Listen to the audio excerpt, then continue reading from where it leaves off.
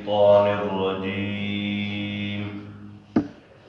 بسم الله الرحمن الرحيم.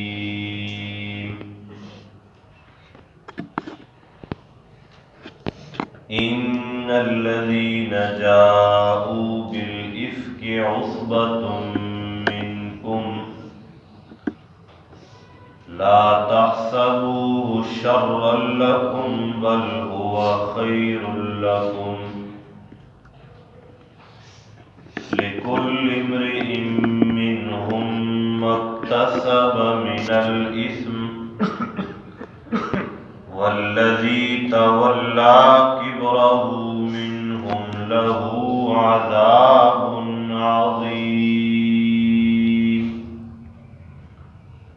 صدق اللہ مولانا العظیم. 18واں پارہ سورۃ النور، آیت نمبر 11 اور 12 کا ترجمہ انشاءاللہ العزیز عرض کرنا ہے.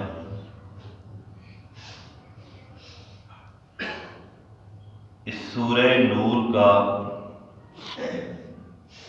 یہ ایک امتیازی واقعہ یا ایک مسئلہ کہہ لیجئے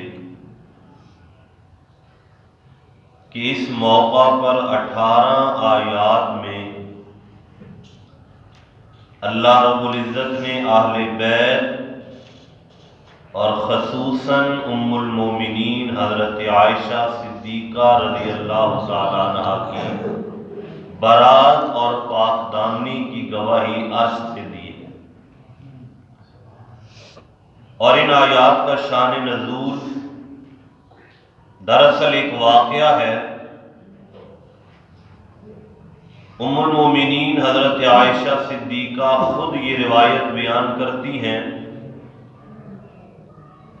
کہ سن 6 ہجری میں اللہ کے رسول کے ساتھ میں ایک سفر میں گئی جو دراصل ایک جہاد اور غزوے کا سفر تھا. اس غزوہ بنی مصطلق سے واپسی پہ جب ہم راستے میں تھے، ایک جگہ پر قافلے نے پڑاؤ کیا. پڑاؤ کے دوران میری اپنی ایک الگ سواری ہوتی جس کے اوپر ایک ہودج رکھا جاتا اور جس میں میں سوار ہوتی. کیونکہ پردے کا حکم نازل ہو چکا تھا تو اس ہودج کو پردے سے لپیٹ کر میں اندر بیٹھ جایا کرتی تھی. پڑاؤ کے دوران میں رفع حاجت کے لیے قافلے سے ذرا دور نکل گئی. جب میں واپس اپنی جگہ اور ہودج میں آئی تو میں نے ہاتھ لگایا، میرے گلے میں ہار نہیں تھا جو ہار میں پہن کے گئی تھی. میں دوبارہ ہار تلاش کرنے کے لیے پھر جنگل چلی گئی اور مجھے وہاں ہار نہیں ملا. تلاش کرتے کرتے دیر ہو گئی اور اتنی دیر ہوئی کہ میرے واپسی آنے تک قافلہ روانہ ہو چکا تھا. تو جن حمال یعنی ہودج اٹھانے والے لوگوں کی ڈیوٹی اور ذمہ داری تھی، انہوں نے وہ کجاوا اور ہودج اٹھا کے سواری کے اوپر رکھ دیا اور سمجھا کہ شاید میں اس کے اندر ہوں. لیکن میں تو گئی تھی ادھر جنگل میں ہار تلاش کرنے. اور اس کی وجہ یہ ہے کہ انہیں علم نہیں ہوا کہ ان دنوں میں میری عمر بھی کم تھی اور عورتیں ہلکی پھلکی ہوا کرتی. تو ہودج کا اتنا وزن تھا کہ اندر میں ہوں یا نہیں انہیں محسوس ہی نہیں ہوا. انہوں نے سواری پہ رکھا ہودج اور قافلے کو روانہ کر دیا. میں جب واپس آئی ہار تلاش کر کے تو سارا قافلہ چلا گیا تھا، ایک بندہ بھی وہاں نہیں تھا. میں وہاں آ کے ایک فیصلہ کرتی ہوں کہ میں ادھر ہی رک جاتی ہوں. جب اگلی منزل پر اللہ کے محبوب پیغمبر قافلہ روکیں گے تو میں اپنے ہودج میں نہیں ہوں گی، تو مجھے تلاش کرنے کے لیے اسی جگہ پر آئیں گے جہاں میں گم ہوئی. میں وہاں رکی رہی. رات کا وقت ہوا، میری آنکھوں میں نیند غالب آ گئی. میں سو گئی، مجھے علم ہی نہ ہوا. صبح کو ایک صحابی جو قافلے کے پیچھے رہا کرتے تھے تاکہ کوئی گری پڑی چیز اگر قافلے والوں کی رہ جائے تو وہ اٹھا کے لے آئے، اور ان صاحب کا نام تھا حضرت صفوان، وہ قافلے کے پیچھے تھے، اور میں وہاں سو رہی تھی اکیلے اسی انتظار میں کہ وہ لوگ مجھے لینے کے لیے آئیں گے۔ صبح کو میں دیکھتی ہوں کہ حضرت صفوان پہنچ گئے، اور ان کے پہنچنے کا عالم اور منظر یہ ہے، حضرت صفوان دور سے دیکھتے ہیں کہ یہاں تو کوئی بندہ سویا ہے، اور لگتا ہے کہ ہمارے قافلے کا کوئی آدمی رہ گیا ہے۔ جب میرے قریب آئے تو انہوں نے مجھے پہچان لیا، کیونکہ پردے کا حکم نازل ہونے سے پہلے انہوں نے مجھے دیکھا ہوا تھا۔ اب تو پردے کا حکم ہے، آپ تو نہیں دیکھ سکتے، پہلے انہوں نے دیکھا تھا، انہوں نے مجھے پہچان لیا۔ جب انہوں نے مجھے پہچانا تو فوراً ان کے منہ سے جو کلمہ نکلا وہ یہ تھا، انا للہ و انا الیہ راجعون۔ ہماری ماں اور اللہ کے رسول کی محبوبہ یہاں اکیلے کیسے رہ گئی؟ یہ کون سا واقعہ پیش آیا؟ اب اماں عائشہ خود فرماتی ہیں کہ مجھے اللہ کی قسم اس کلمے کے علاوہ میں نے صفوان کی زبان سے کوئی اور جملہ نہیں سنا۔ اس پردے کا عالم اور منظر اور ادب یہ ہے، بس یہ ایک جملہ سنا، انہوں نے سمجھ لیا، یہ وجہ بھی نہیں پوچھی کہ آپ کیوں رہ گئی ہیں۔ آواز بھی پردہ ہے، ہماری ماں ہے اللہ کے رسول کی، حرم میں ہے، ان کی محبوبہ ہے، مجھ سے کوئی بات ہی نہیں کی، صرف یہ ایک جملہ پڑھا، اور یہ باوقت مصیبت ان کی زبان سے نکلا۔ انہوں نے بغیر کلام اور بات کیے اپنا اونٹ بٹھایا، اس کے پاؤں کو دبا کر اس کی رسی پکڑ کر آگے ہو گئے۔ میں سمجھ گئی کہ اب مجھے انہوں نے کہا کہ اس کے اوپر بیٹھ جائے۔ میں اونٹ پر بیٹھ گئی، انہوں نے اونٹ کی نکیل اور رسی آگے سے پکڑ کر آگے چل رہی ہے پیدل، اور میں سوار ہو گئی۔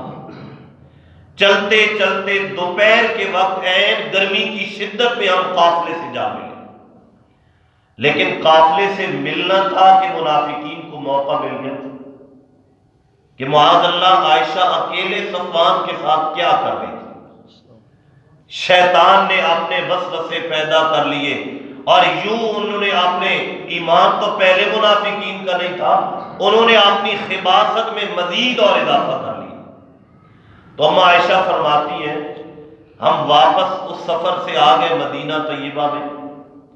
1 مہینہ واپسی پر میں بیمار رہی، بستر پر رہی، مجھے کوئی علم نہیں کہ مدینہ کی گلیوں میں میرے خلاف کون سا طوفان بدتمیزی کھڑا کیا، مجھے کوئی پرواہ ہی نہیں، نہ کوئی علم ہے، نہ مجھے کسی نے بتایا۔ ہاں اتنا میں نے محسوس کیا کہ میرے بیماری کے دنوں میں اللہ کے رسول میری طرف زیادہ توجہ نہیں کر رہے۔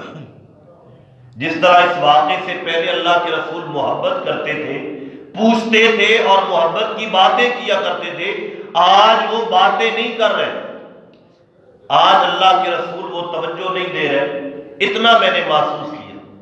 جب میں بیماری سے تندرست ہو گئی تو 1 ماہ کے بعد میں ایک عورت ام مستہ کے ساتھ میں باہر کی طرف گئی اپنے رفع حاجت کے لیے۔ جب ہم واپس آ رہی تھی میں اور وہ عورت، تو ام مستہ کا پاؤں پھسل گیا۔ جب اس کا پاؤں پھسلا تو اس نے اپنے بیٹے کو بد دعا دی اور کہنے لگی ہلاک ہو جائے میرا بیٹا مستہ۔ تو میں حیران ہو گئی کہ ماں ہو کے اپنے بیٹے کو برا کہہ رہی ہے، تعیسہ مستہ، میرا بیٹا ہلاک ہو جائے۔ میں نے کہا اللہ کی بندی اپنے بیٹے کو برا کیوں کہہ رہی ہے؟ تو تب اس نے مجھے بتایا کہ او بھولی بھالی لڑکی، کیا تجھے نہیں علم کہ میرا بیٹا بھی ان لوگوں میں شامل ہو گیا جنہوں نے تیرے اوپر تہمت لگائی؟ میں نے کہا تہمت؟ کون سی تہمت؟ مجھے تو علم ہی نہیں ہے۔ تو اس ایمان کے معاملے میں وہ عورت اتنی زیادہ پاک موقد اور پختہ تھی، اس نے اپنے بیٹے کو ڈانٹ پلا دی کہ وہ کیوں آپ پر تہمت لگاتا ہے۔ پھر اس طریقے سے مجھے علم ہوا، انہوں نے مجھے واقعہ بتایا کہ جب آپ اس سفر میں پیچھے رہ گئی تھی، حضرت صفوان آپ کو لائے تھے تو ان لوگوں نے آپ پر تہمت لگا دی۔ جب مجھے علم ہوا تو دوبارہ میری بیماری شروع ہو گئی۔ 1 مہینہ پہلے بیماری کا کاٹا، اب دوبارہ بیمار ہو گئی۔ جب میں واپس گھر آئی تو میں نے اللہ کے رسول سے اجازت مانگی کہ مجھے اجازت دو میں اپنے میکے جاتی ہوں۔ اور میں کیوں جاتی ہوں؟ جا کر اپنے ماں باپ سے پورا واقعہ پوچھ کر ان سے کہوں گی اللہ کے رسول سے سفارش کرو، میں نے یہ کام نہیں کیا، میں اپنی تسلی پیش کرنے کے لیے تیار ہوں۔ جب میں اللہ کے رسول سے اجازت مانگتی ہوں تو پہلے اللہ کے رسول پوچھا کرتے تھے کیوں جا رہی ہو، کیا معاملہ ہے، کچھ باتیں کیا کرتے تھے۔ آج میں نے اجازت مانگی، اللہ کے رسول نے فوراً فرمایا چلی جاؤ، میں اور زیادہ پریشان ہوں۔ ماں باپ کے گھر میں آئی، میں نے اپنی ماں سے پوچھا ماں جی یہ واقعہ کیا ہے جو لوگ بیان کر رہے ہیں؟ مجھے تو ابھی علم ہوا، مجھے نہیں پتا مدینہ کی گلیوں میں پورا مہینہ میرے اور میرے گھرانے کے خلاف کون سی بدزبانی کی جا رہی ہے، یہ واقعہ کیا ہے؟ تو ماں جی نے مجھے تسلی دی اور کہا بیٹا کہ جو عورت اپنے شوہر کو محبوب ہو اور خوبصورت ہو اور اس شوہر کی اور بیویاں بھی ہوں، پھر وہ شوہر اس عورت کی طرف زیادہ لگاؤ رکھتا ہو تو باقی جو اس کی سوکریں اور دوسری بیویاں ہوا کرتی ہیں وہ اس کے ساتھ حسد کرتی ہیں اور حسد کے لیے کوئی نہ کوئی پلان بناتی رہتی ہیں، تو مجھے لگتا ہے یہ انہی کا پلان ہے۔ انہوں نے مجھے تسلی دی، لیکن میرا رونا بند نہ ہوا، میں مسلسل رو رہی ہوں اور پوری رات روتی رہی، میری آنکھوں میں ایک ساعت کے لیے بھی نیند نہ آئی، صبح تک میں روتی رہی، آنسو آتے رہے، نہ نیند کی، اسی پریشانی کے عالم میں میں نے رات گزار دی۔ آگے واقعات لمبے ہیں، اللہ کے رسول نے صحابہ کرام سے مشورے کیے، حضرت اسامہ بن زید سے پوچھا، حضرت علی سے پوچھا، انصار سے پوچھا، ابو بکر و عمر سے پوچھا، بہت سارے لوگوں نے مختلف مشورے دیے۔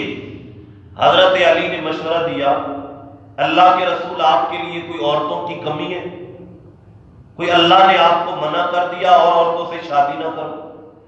آپ ان کو چھوڑ دیجئے اور عورتیں آپ کے لیے حاضر ہیں، آپ ان سے نکاح کر لیں۔ علی کی اس بات سے میری پریشانی میں اور اضافہ ہو گیا۔ حضرت عمر نے میرے لیے وہ الفاظ کہے جو تسلی کے لیے تھے، تو فرماتی ہیں اس دن میں ایام گزرتے رہے، میری پریشانی میں اضافہ ہوتا رہا۔ ایک دن اللہ کے رسول ہمارے پاس آئے، دروازے پہ دستک دی اور دستک دے کے سیدھا میرے پاس آ گئے۔ حمد و ثنا کے بعد اللہ کے رسول نے مجھ سے ایک بات کی، فرمایا عائشہ اگر تو پاک دامن ہے، بری ہے، یہ گناہ تو نے نہیں کیا، پھر اللہ تیرے لیے برات کا انتظام ضرور کرے گا، اور اگر انسان ہے تو نے گناہ کر لیا ہے تو استغفار کر، جب تو توبہ کرے گی تو اللہ توبہ کے ساتھ تیری برات اور تیرے لیے یہ جو ذلت کا سامان لوگ پیدا کر رہے ہیں یہ ختم کر دیں، تو استغفار کر اور توبہ کر۔ تو اماں عائشہ فرماتی ہے ایک دم کے لیے میرے آنسو رک گئے، میری وہ غمگینی اور پریشانی رک گئی، اور میں اپنے آنسو روک کر پہلے اپنے باپ سے کہتی ہوں کہ تم اللہ کے رسول کو میری بات سے جواب دو، جو وہ مجھ سے پوچھ رہے ہیں تم میری طرف سے جواب دو۔ تو میرے والد نے انکار کر لیا، میں اللہ کے رسول کو کیا جواب دوں؟ جب والد نے انکار کیا میں نے ماں جی سے کہا آپ جواب دو میری طرف سے، تو میری اماں نے کہا بیٹا میں کیا جواب دوں اللہ کے رسول کو، انہوں نے بھی انکار کر دیا۔ جب دونوں نے انکار کر دیا تو میں اور زیادہ غمگین ہو گئی، میں نے کہا میرا آپ اعتبار کرتے نہیں، اب اگر میں کہوں میں نے یہ کام نہیں کیا تم اعتبار نہیں کرو گے، اگر میں معاذ اللہ کہہ دوں میں نے یہ کام کیا ہے جھوٹ بول کے تم اعتبار کر لو گے، اب میں کروں تو کروں کیا؟ میں نے اپنا منہ اور رخ دوسری طرف موڑا اور میں اللہ کے آسرے پہ کہ میں بری ہوں اور یقیناً اللہ میری صفائی ضرور اتارے گا، لیکن میرا یہ گمان نہیں تھا کہ اللہ میری صفائی اور برات میں قرآن نازل کرے گا۔ میں یہ سوچ رہی تھی کہ خواب میں یا اللہ وحی میں یا الہام میں اللہ اپنے رسول کو بتا دے گا کہ تیری بیوی نے یہ کام نہیں کی، میرا گمان ہی نہیں تھا کہ اللہ میرے لیے قرآن اتارے گا۔ یہی کیفیت تھی، اللہ کے رسول پہ وحی اترنی شروع ہو گئی، ہم سمجھ گئے کہ اب میری برات آ رہی ہے۔ جب وحی مکمل ہو چکی تو اللہ کے رسول نے فرمایا ابشری یا عائشہ، عائشہ خوش ہو جا، اللہ نے تیری برات اتاری ہے، اور تیری برات میں اللہ نے سورہ نور کی 18 آیتیں اتار دی ہیں۔ میں خوشی سے جھومنے لگی، اپنے جذبات اور احساسات پہ قابو نہ رکھا۔ جب یہ میری بارات اتر چکی تو میرے والدین نے مجھے کہا کہ بیٹا اٹھو اور اللہ کے رسول کا شکر ادا کرو۔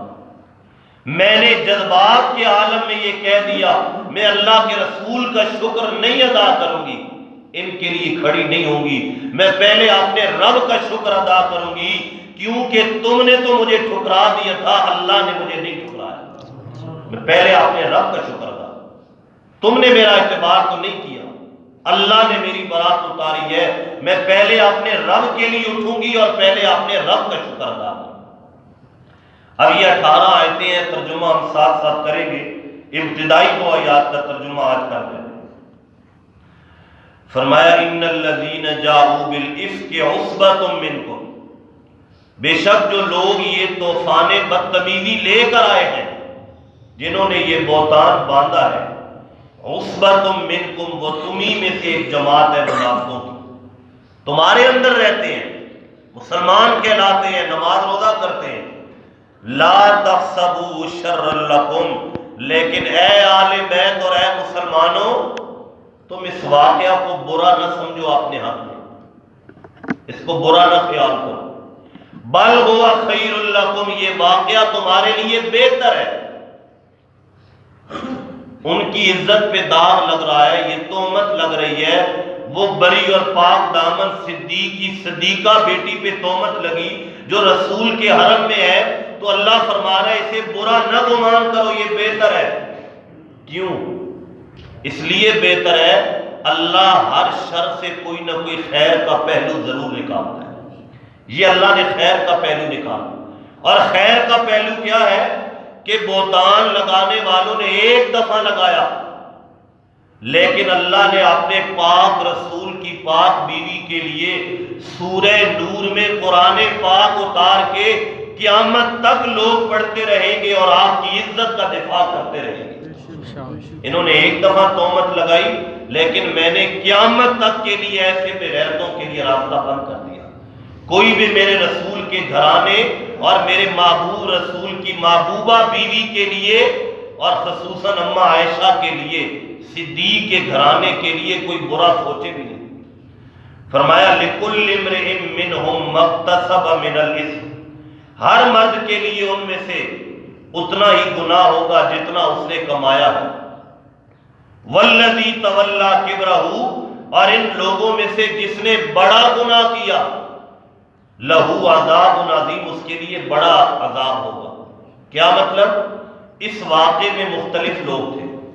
ایک تو منافق جنہوں نے یہ تہمت لگائی، وہ بڑے گناہ گار ہیں۔ ایک وہ مسلمان ہیں جو ان کے ساتھ نادانستہ طور پر شامل ہو گئے، انہیں سمجھ نہیں لگی۔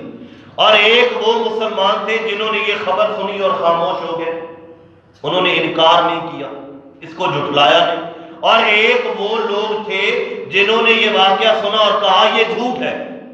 تو اللہ نے فرمایا اس واقعے میں جو کوئی جتنا ملوث ہے اتنا گناہ اسے ضرور ملے گا، اور جو بڑا گناہ لے کر آئے گا اسے بڑا عذاب ہے۔ فرمایا لولا اذ سمعتموہ، تم نے جب یہ واقعہ سنا تو کیوں نہ ایمان والے مردوں اور ایمان والے عورتوں نے اپنے لوگوں کے بارے میں بھلائی کا گمان کیوں نہیں کیا؟ تم کہہ دیتے پہلی دفعہ ھذا افک مبین، یہ جھوٹ ہے، رسول کی بیوی اور صدیق کی بیٹی یہ نہیں کر سکتی۔ تم یہ کہہ دیتے یہ بالکل صراحتاً غلط ہے۔ اور اس موقع پہ حضرت ابو ایوب انصاری رضی اللہ تعالیٰ عنہ کی بیوی نے ان سے کہا کہ ہم یہ سن رہے ہیں کہ لوگ اماں عائشہ کے بارے میں یہ تہمتیں لگا رہے ہیں۔ تو حضرت ابو ایوب انصاری نے پتہ کیا جواب دیا؟ کہنے لگے کہ تو اپنے بارے میں یہ گمان اور یہ خبر برداشت کر سکتی ہے؟ اگر یہی انداز ہم اپنائیں کہ جو اور کے بارے میں باتیں سن رہے ہیں، جو غلط چیز دوسروں سے ہم تک پہنچ رہی ہے، ہم اسے اپنے بارے میں سوچیں، یہ برداشت کر لیں گے؟ ہماری عزت پہ کوئی حملہ کرے تو ہم اسے برداشت کر لیں گے؟ اگر نہیں کر سکتے تو اس کا فوراً انکار کریں۔ تو حضرت ابو ایوب انصاری نے فرمایا جب تو یہ کام نہیں کر سکتی تو صدیق کی بیٹی صدیقہ یہ کام کیسے کر سکتی ہے؟ لہذا فوراً انکار کر دیا۔ فرمایا وَقَالُوا هَذَا إِفْكٌ مُبِينٌ، تم نے جب یہ واقعہ سنا تو تم نے یہ کیوں نہیں کہا یہ جھوٹ ہے؟ تمہارا فرض بنتا تھا کہ رسول کی عزت کا دفاع کرتے اور کہہ دیتے یہ بالکل غلط ہے۔ دعا اللہ عمل کرنے کی